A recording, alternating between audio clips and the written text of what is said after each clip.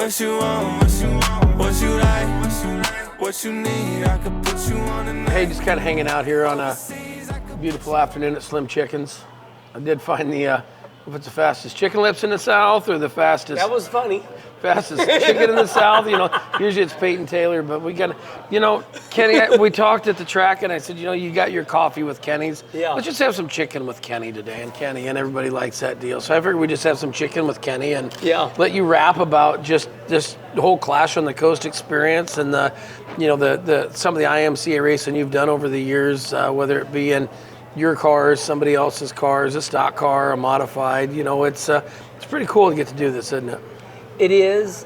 First of all, this is my first time eating at a Slim Chickens, and it is really good. That's not a sales pitch. It's really good. Yeah, as far as IMCA goes, I don't get to do it enough to be really good. And that's dangerous. That's dangerous because I like to compete well. And IMCA is the oldest, longest running, sanctioning body in the world, or America for sure. And, they got it going on. IMCA is, I think it's the best. I really do. Because as much as everybody complains about the rules are meant to protect the working man.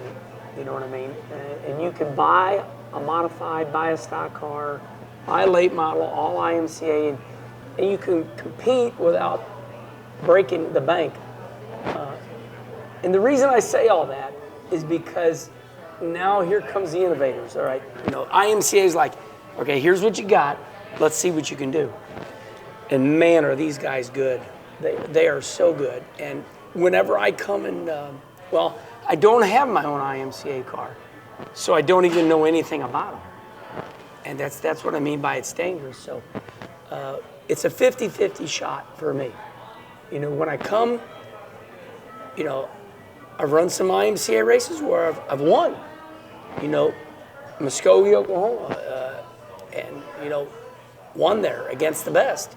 I was in an extremely good car, and I'm still in good cars. But when the whole United States comes in this Clash on the Coast, you got all of them here. Now I'm against all of them, and I can't even make an A main. But that's on me. That's because how should this thing feel? How can I help the team?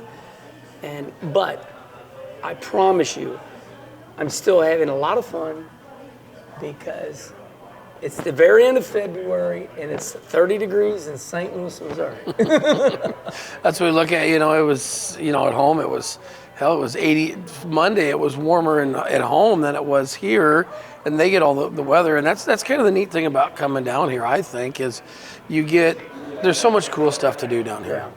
Yeah. Well, first of all, I really am staying on the beach. There's the beach, it's that awesome. And, Pensacola, we're close to Destin. It is a great destination. Peyton Taylor having enough nerve to do this, and who was going to show up? 44 mods last year, 99 this year. So that means it's twice as good this year. And you can sell the beach, hey, bring your family. And I've already been to the legendary Flounders, which is in Pensacola Beach. I've already said, hey, listen, the sand is better here because it's white and soft and it's beautiful. I think it's better than the East Coast, and people have said it is. Little stuff. It's just little stuff, Anytime you can go racing and make a vacation out of it, we're going to race in Florida. So this is awesome. Taking the vacation in the play. Yeah. And that's what it's about. It's about going out and having fun. We all know that nobody's making $1 million doing this this week, but it's about having fun. It's about getting to come down and meet new people and just have a blast. I agree with what you're saying, and I'll even put it a different way. We're doing something that we shouldn't do. We're racing in February. Try racing in Wisconsin or Minnesota right now. It ain't gonna happen. So it's like, we're gonna race in February. What? Yep. and everybody's here. I'm sure there's some guys, in Arizona, that didn't come, whether it's a Tim Ward or, our national champion's not here, but, still all in all, it's kind of like Kenny Schrader says, only 99 cars here, only about 85 really good ones. That's why it's hard to make the A main. And listen, there's guys that are really good, they're champions, and they're not in the A mains. And then there's guys that you never heard of that are in the A mains. So that's kind of the way it happens when, Peyton Taylor puts on something like this. Strange racetracks, a lot of cars, and a lot of fun.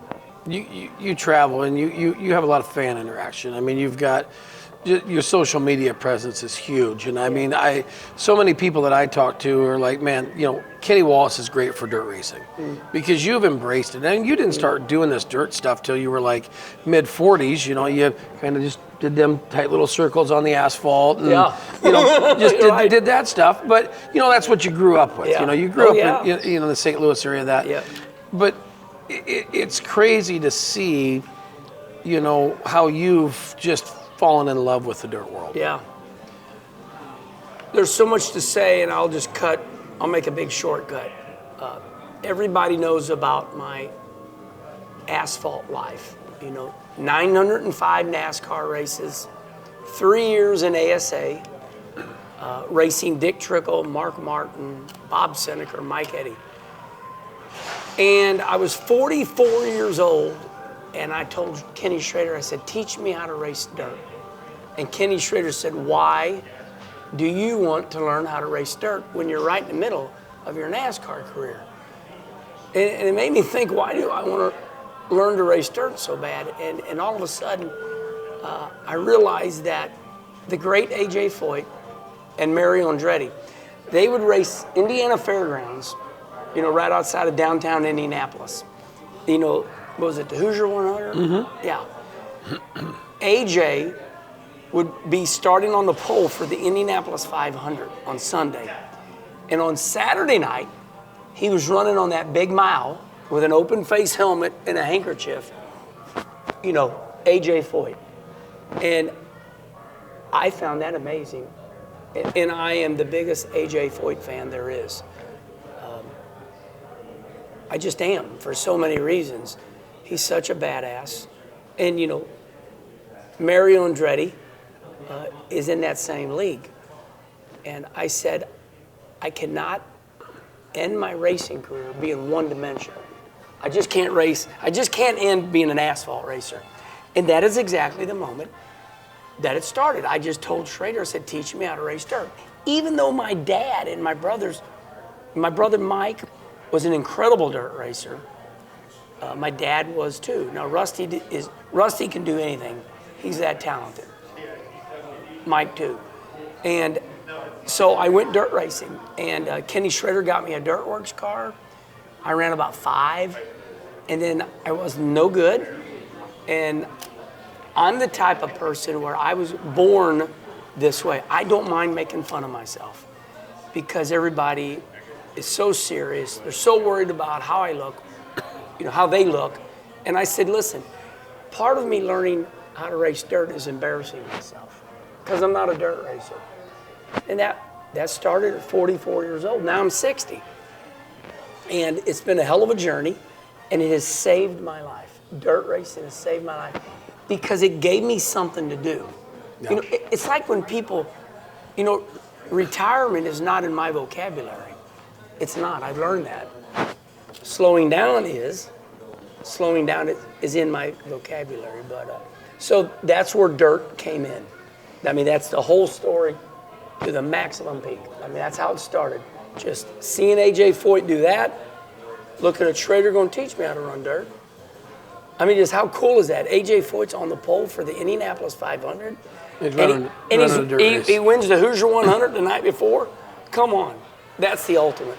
You did let me down just a little bit because when you did the whole A.J. Foyt, there was no, you didn't give me like the, you didn't give me. Well, that's another great thing you bring up about A.J. was the great clips about AJ was, everybody was slow rolling the bottom, and AJ was, it wasn't that he was fearless, he just knew what he was doing. He had such great car control. You're running around a 1 mile dirt track, and you're going down the straightaway just thinking you're gonna die. Try getting in an open wheel sprint car at a 1 mile dirt track, and you're hitting the flag stand, you're ready to let off. And everybody else is going to the black slick around the guardrail, and AJ's like, I'm going to send it up here in this wet stuff.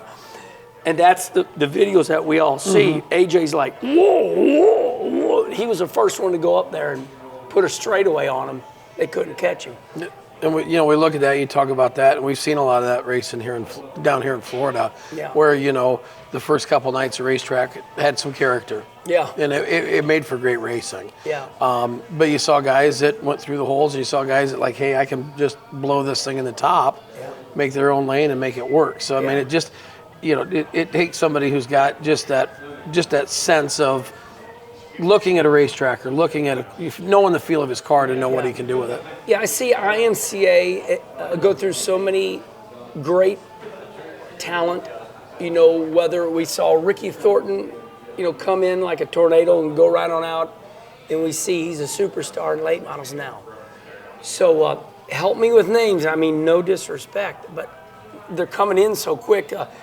The 12 that won Boone, that won our first night here. Bone Larson.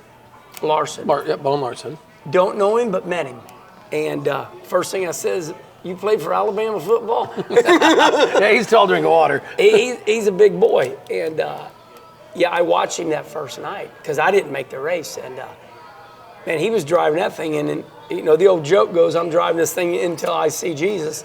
And he was. And you saw some other drivers, they were going to go after him. And he wouldn't let that happen. So he wins Boone, he comes down here, he wins the first night. And, you just see so much talent roll in, roll out. And one thing I like about IMCA, just when you think you're the man, think again. Because, IMCA has so many racers. You know what I mean? Yeah. That, with IMCA, you're just really good. You're never the greatest. And that's what I see down here. Everybody's really good. Nobody's the greatest, and that's what makes it so hard. Yeah, you hit on that deal too. I mean, there's other sanctioned bodies out there, but the biggest thing with IMCA is you can be somebody from California and pull to Florida. Yeah. And your rules are the same. You run the same I mean, it's that that the track becomes the great equalizer. Our national champion, I know that. Chaz Baca. Yeah, Chaz. I mean, his local track is Yuma, Arizona. Come on. And those boys, like a Tim Ward or Taylor Cool, they're going from Iowa to Yuma, Arizona, like it's going across the street. I mean, that takes a lot of passion. That's just unheard of. I mean, hey, we're in Iowa. Let's go down to Yuma, Arizona. Look at it on the map. Yeah. It's the end of the earth. You know what I mean? And they're going down to run an IMCA modified, and you got to have massive passion. But anyway, Chaz was he was the champion for the nation. Yeah. And when he won it, it was such a big deal to him. It was an accomplishment for him. But like you said, that's truly the nation. You're truly the national champion, and that's hard to do. You brought up a good word, vacation. Yeah. And I get asked a lot, and I know I've had this conversation with you. Kenny Wallace and the IMCA Supernationals. Yeah. So Boone, I want to acknowledge that Boone is unbelievable. And it's unbelievable because look at it. Kenny Wallace is too hyper to run that event.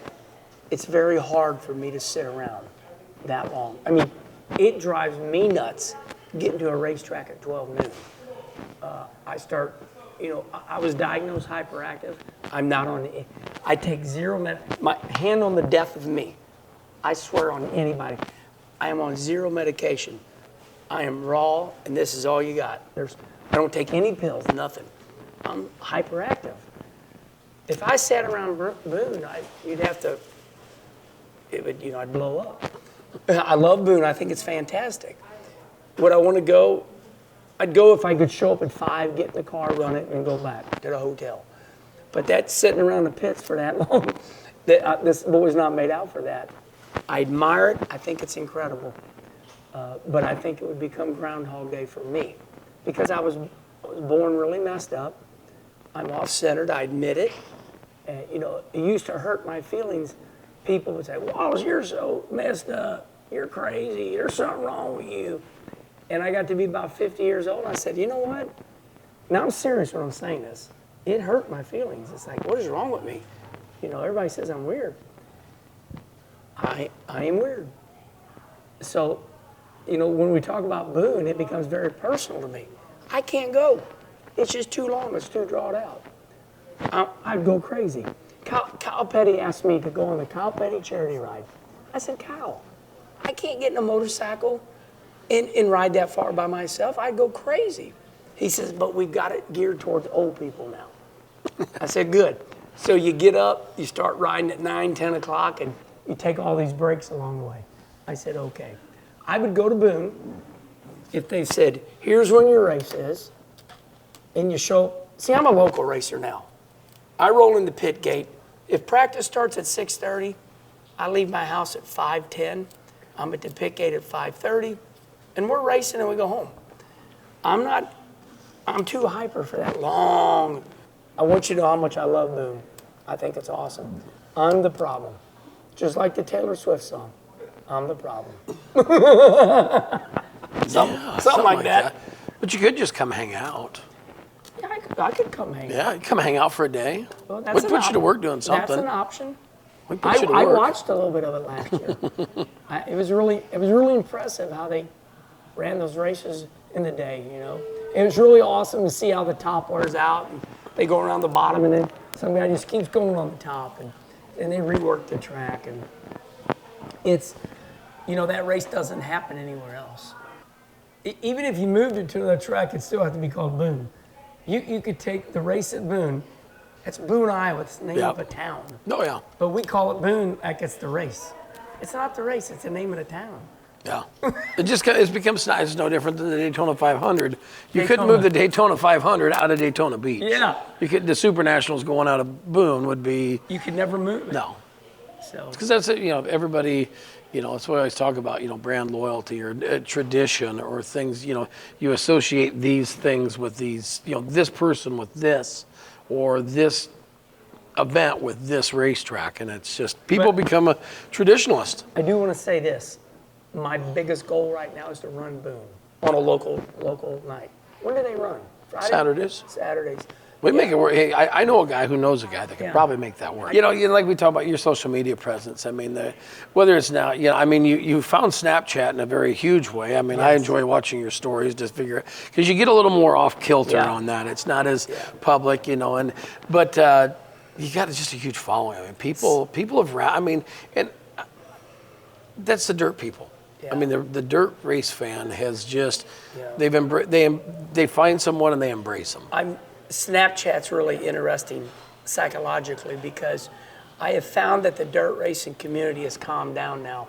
Because what I use Snapchat for is to get them back. When they start talking crap about me about something they don't know, I turn them into a character. Hey, Wallace, give me your old tires. I'll outrun you with them. It's the dirt racing community was taken aback by me because I was winning a lot, and they said, what is a lot? Okay, I won like 12 races in 1 year, but the races were Volusia and Eldora, good tracks, and it's like, well, Wallace's people were so shocked with me winning on dirt that they started this rally cry that he's got NASCAR money, and that's why he's winning on dirt. Mm-hmm. I'm like, I heard you met one of those fans this week. Yeah. Yeah. I'm going to tell you that story in 1 minute, but I'm going to tell you about Snapchat. Snapchat is underground. It's hidden. Nobody knows about Snapchat, and that's where I let it fly. And I create the characters, and I imitate the people that have a problem with me, and they finally get it. Mm-hmm. They just calm down. So what you're talking about is people. I call these hecklers. That's my nickname. These are people that drive through the racetrack practicing what they're going to say to me. So that we're down here at Northwest Florida Speedway for the Clash on the Coast. And this guy walks up to me right in front of Tanner and everybody at GRT. He walks up to me, and he was ready. He was beelining to Kenny Wallace. And you could tell he was practicing what he was going to say. But he really messed up because he's one of those pointer guys. But he was doing this. He was jabbing me like this. And he said, "Hey, Wallace, where did you get all your money?" The question was funny, but the jabbing me pissed me off. I looked at him and I said, "I made all my money in real estate." "No, you didn't. You made your money in NASCAR." And I said, "Buddy, go yourself." All right? Turn around, go back to your car, start over. I said, if you would have done that to Tony Stewart, if you would have poked Tony Stewart like that, you'd be laying on the ground. Yeah. I said, it's called respect. You can heckle me all you want. Keep your hands off me. I undressed him, and he deserved it. Because, it's like Tony Stewart says, Tony says, "Herman, they're afraid of me. They're not afraid of you because you're on social media. You're fun. You tell people you love them." Yep. Tony's right. And so, getting back to Snapchat, that guy was probably not on Snapchat. But when I was done shooting his ass out, I said, "Now give me a hug." I said, and so then I undressed him a little bit too. I said, "I bet you didn't make it on your own." I said, "Let me guess, your mama had you." I said, "Without your mama, you wouldn't have been born, would you?" He looked at me and like, "Buddy, we can go as deep as we want." It's like being married. It's a love-hate relationship. So Snapchat is where I undress them. And that is not me. That's a character. But now if you notice on Snapchat now, I'm starting to post more things like I do on, Facebook, or Twitter, X. But the social media found me. It found me back in 2009, and it's an incredible story. And I made a lot of money on my very first venture with it. And when I made that money, I went, I'm not telling nobody. So I had people make fun of me for 15 years, and I never said how much money I made on one of my first deals. Yeah. And it made my eyeballs go like this. And now it's just business. Social media if you don't do social media now, you're behind. Yeah. Your business will lose, your sanctioning bodies, you have to be on social media because that's where all the eyes are. If you're going to promote your sponsors. So you're the first person that has given me the opportunity to give you a look inside my social media. But Snapchat was the one that was good therapy for me to undress people and undress me. Undress them for a little bit. Yeah. Your mom had you. I guess you lucky son of a bitch. Your mama had you. Now I think we see your next Snapchat character. Yeah. Well, and then I roughed him up a little bit more. I said, "Let me guess, your dad is the only reason where you're at." "Oh no, I did." I said, "No, I don't believe that." I said, "I think your dad helped you." So you shove it right back in your face. So it's all of social media is therapy for everybody. I mean, everybody don't even go to bed anymore. When somebody says, "I'm going to bed," I'm like, okay. Yeah, you're laying there for an hour. At least. Until your eyes start burning. So, yeah. What, I don't know if it's in the trailer or not, but there is a chicken suit, right? There is the. We grew up in the same stroke race. Oh yeah. Clyde Torkelson made him drill. I mean, do you think Spencer Andrews is going to make you dress up? Because Peyton did it because he wanted to. No? I will put it on to have fun with pictures, and I will put it on because it will.